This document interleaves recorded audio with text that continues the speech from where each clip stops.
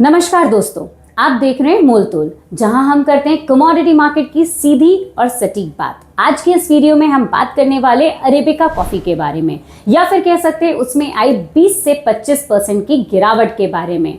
अब देखना यह है कि ये करेक्शन है किसी तरीके का या फिर किसी तरीके की गिरावट की शुरुआत है, क्योंकि इंटरनेशनल मार्केट के प्राइसेस की अगर मैं बात करूं तो $3.75 पर पाउंड से गिरकर लगभग $3 तक प्राइसेस नीचे आए हैं।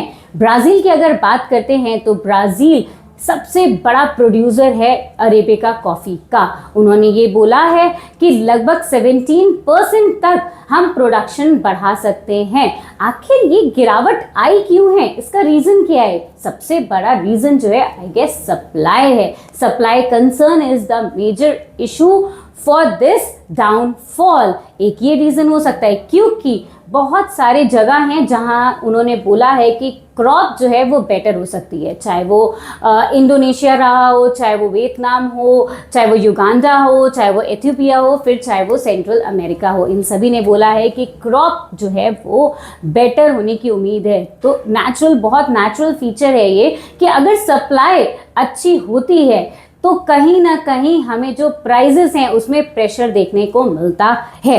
अगर मैं इंडिया की बात करती हूँ तो इंडिया के डेटा को अगर मैं देखती हूँ तो कहीं ना कहीं नवंबर में जो अरेबिका पार्चमेंट था वो 29,000 से लेकर 29,400 पर 50 kg बिक रहा था। वो अब गिरकर यू वोंट बिलीव पर 24,000 तक आ चुका है।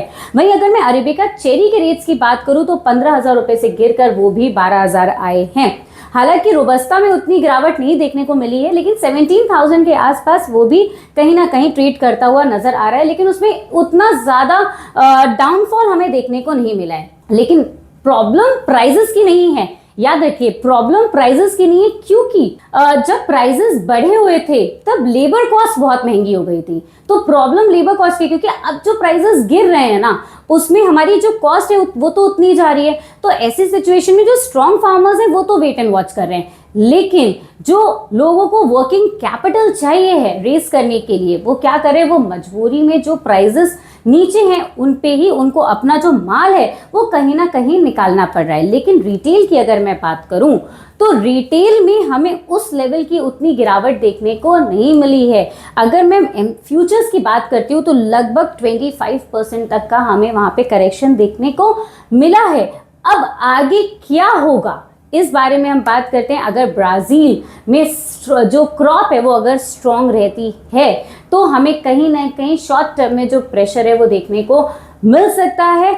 लेकिन अगर कोई भी वेदर कंडीशंस या फिर किसी तरीके के जो लॉजिस्टिक्स हैं वो अगर सप्लाई को डिसरप्ट करते हैं तो माइट भी ये एक शार्प रिबाउंड भी दे सकता है। अब ये रही हमारी कॉफ़ीज़ पे एक बहुत अच्छी चर्चा।